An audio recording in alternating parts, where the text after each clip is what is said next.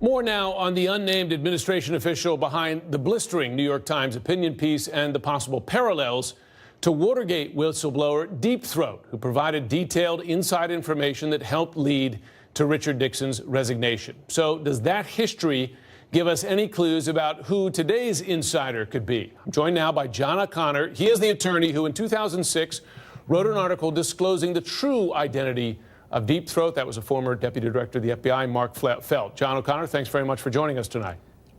Hi, Jim. Good to be here.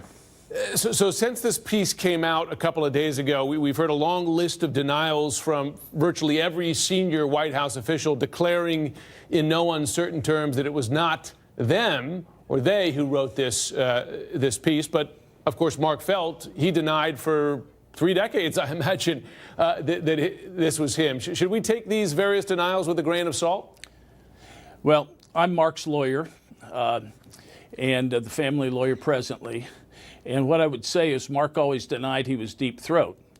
And since he did not answer to the name Deep Throat, he was not Deep Throat. So when I wrote the article for Vanity Fair, the title was, "I'm the guy they called Deep Throat." So Mark was very precise. He did not think he was lying when he said he wasn't Deep Throat. So let me make that clear. However, he did escape and evade for 30 years. I will grant you that. And anonymity served his purpose. His purpose was to unobstruct an investigation, to keep our system of justice moving smoothly. And if he let it be known that the FBI was behind this, was in the garage with Woodward, it would defeat the purpose of giving the public confidence in our justice system. So anonymity served his purpose. The question in this case is whether anonymity, and by the way, Mark Felt was not really a direct source. He pointed Bob Woodward and Carl Bernstein to things and confirmed them. And Carl made that point earlier on there. We had him on the air a short time ago. He made that exact point. Right, and I heard that. Yeah. On the point, if I can ask you, because anonymity is key to this and part of the debate about this, because even some who support the right to share this message criticize this author for not revealing their identity here. This was something, as you said, that served Mark Felt well. He was able to keep open the investigation into Watergate without sacrificing his connection, without facing possible dismissal by the FBI or firing by President Nixon.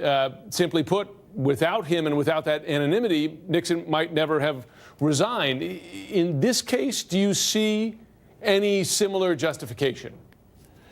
I do not. And as I say, Mark was not a source. This fellow's a source. And he said something that's very important. If it is true that there are true 25th Amendment concerns, we should want to hear from him. Anonymity defeats his purpose. It does not serve it.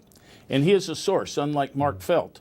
So I would like, as a person who's a Republican, but I'm very open to whether or not, on the one hand, President Trump is a blustery businessman who goes to the brink, or whether he is unhinged. I want to know that. And it would serve me as a citizen to know whether this person, what his observations were, how credible he is. I've spent 46 years practicing law, evaluating witnesses. Some are good, some aren't. Some are credible, some aren't. And I would like to hear from this person. And I think anonymity disserves the purpose. I do think it is not coincidental. Let me add this, Jim. Carl mentioned this. I heard you earlier. I think the timing in front of Bob Woodward's book, I don't think is coincidental. I think it is meant to be timed in such a way. Well, maybe they saw been thinking about it for some time and saw the opportunity. I should note that we don't know if this person is actually a man or a woman. But Jon O'Connor, you got a lot of experience here. Thanks very much for walking us through it. Well, let me tell you this, Jim. I do think I know who it is. If that's important to you. Well, do you want to tell us who your theory is? Yeah, it is Jon Huntsman, I believe, pretty clearly.